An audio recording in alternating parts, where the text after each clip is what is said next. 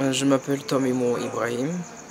Je viens des îles Comores et je suis euh, web programmeur de profession et puis je travaille avec l'ONG Afriane en tant que chargé de communication.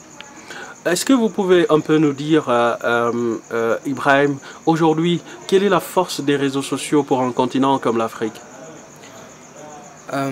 Les réseaux sociaux, je pense que c'est indéniable aujourd'hui la force que ça représente, notamment auprès de la jeunesse mondiale en général, de la jeunesse particulière en Afrique.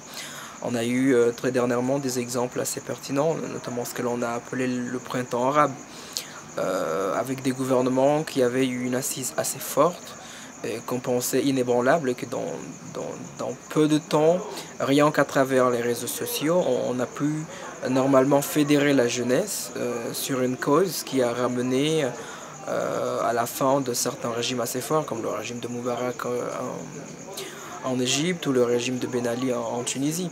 Donc on voit très bien qu'il y a une force qui est là. Ça représente quand même un trait d'union pour la jeunesse parce qu'ils peuvent se retrouver très facilement sans qu'il y ait les restrictions qu'on pourrait avoir avec les canaux de communication traditionnels. Donc ça représente une vraie force parce que les jeunes sont sur les réseaux sociaux, les jeunes partagent sur les réseaux sociaux, avec le boom du mobile en Afrique aussi, donc ça a donné quand même un vrai poids et je crois que voilà, il y a une force qui est là. On a eu une vraie démonstration avec le printemps arabe.